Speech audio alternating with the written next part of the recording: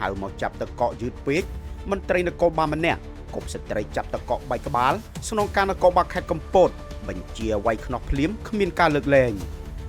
គិតមិនយល់ឆ្ងល់មិនត្រូវដោយស្ត្រីម្នាក់ឈ្មោះទឹកធូជាអ្នកស៊ីឈ្នួលចាប់ទឹកកកឲ្យភ្ញៀវតាមកម្មវិធីផ្សេងៗ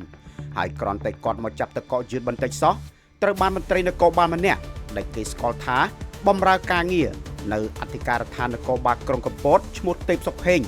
បានគប់កែវស្រាចំកណ្ដាលមុខបណ្ដាលឲ្យរងរបួសធ្ងន់ត្រូវបានក្រុមការងារបញ្ជូនទៅសង្គ្រោះបន្ទាន់ភ្លាមរឿងហួសចិត្តនេះបានកើតឡើងកាលពីវេលាម៉ោង 11 យប់ថ្ងៃទី 19 ខែមេសាឆ្នាំ 2026 ស្ថិតក្នុងភូមិអណ្ដូងខ្មែរសង្កាត់អណ្ដូងខ្មែរក្រុងកំពតខេត្តកំពតប្រជាពលរដ្ឋបានបង្ហើបប្រាប់អ្នកសារព័ត៌មានថាជនរងគ្រោះបានមកចាប់ទឹកកកស៊ីឈ្នួលក្នុងកម្មវិធីមួយស្ថិតក្នុងភូមិអណ្ដូងខ្មែរសង្កាត់អណ្ដូងខ្មែរក្រុងកំពតខេត្តកំពតនៅពេលជិតចប់កម្មវិធីទៅហើយស្រាប់តែជនសង្ស័យខឹងកែវស្រារបស់ខ្លួនអស់ទឹកកកហើយហៅជនរងគ្រោះមកចាប់ទឹកកកឲ្យយូរពេក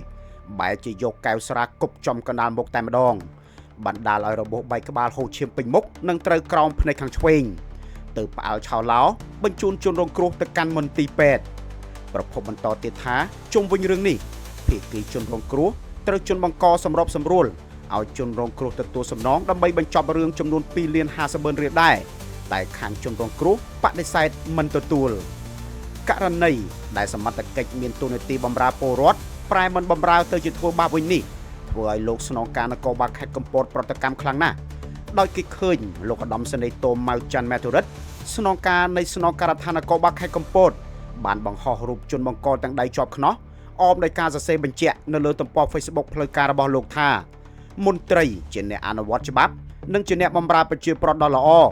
តែបើមន្ត្រីធននេះគឺមិនមាននៅក្នុងវចនានុក្រមរបស់លោកនោះទេលោកថាមន្ត្រីដែលផឹកស៊ីហើយយកកែវគប់លើប្រជាពលរដ្ឋ